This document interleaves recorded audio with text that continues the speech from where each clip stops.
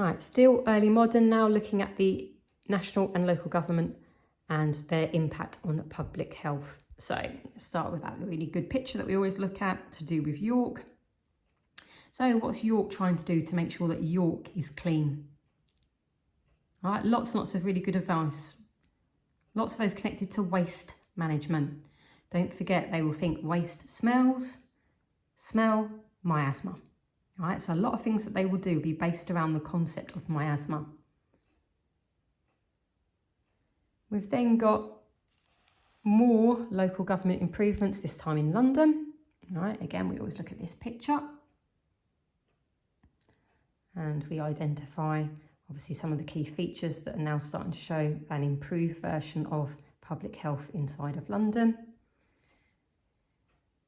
This is our picture to do with Fenchurch Street. Again, we always look at this and try and figure out the fact that it looks obviously a lot better than what the towns did before. But don't forget, a lot of the impact of these measures are very much just, sadly, for the rich, not for the poor. All right, but there's still problems with things like waste. All right, there's still problems with waste everywhere. It just kind of like started to look a little bit better.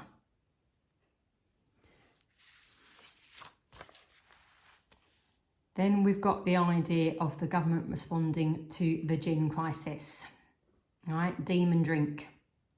Because it's Protestant England, you know, which is supposed to be quite holy, they were very worried about kind of like how alcohol and dependence on alcohol would break families apart, would obviously lead to crime and lead to a lot of social and economic issues. Gin seemed to be the demon drink. It seemed to be the big problem. It was cheap. It was everywhere. It was a form of escapism. These people had really, really tough lives. And they found a solution in the bottom of their gin bottle. So good little phrase always to learn. Drunk for a penny, dead drunk for 2 pence. But the government had to respond to this. The government had to try and take control unsuccessfully. Let's just say that first of all. So we've got some really, really key acts to learn. So you've got the first one here in 1729. So the government start to think, right, if we make it more expensive, then the people won't drink it. So put a tax on it, have a license to sell it. Didn't make any difference. So then 1736, they thought, right, okay, we'll still try and make it more expensive. We'll just up the costing of everything. So the tax goes up, the license goes up, still nothing. 1743, well, our first couple of acts didn't work, so let's try something different. Let's now try to make sure that they can only buy gin in the alehouses, in the pubs. And therefore, if the gin's in the alehouses, perhaps people won't buy the gin because they'll just buy other alcohol instead. Yeah, let's face it, still didn't work. All right, so we can see that there with the statistic of how much people were drinking just in a year, just in London.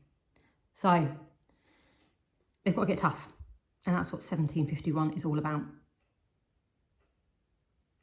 All right, they've got to get tough. They've got to solve this crisis. It was breaking, like I said, social, economic kind of like bonds apart. So how are they going to get tough? Well, if you are caught selling gin illegally, first offence, right, prison. Second offence, whipped, beaten. Third offence, one-way ticket to Australia. And trust me, that was not a holiday. And it broke it. You know, it improved it. This iconic image, which we study, really, really, really clever, grim image. So much happening in this engraving by William Hogarth. It just made life look miserable and tough and difficult. And Jim was to blame. So the government had to step up.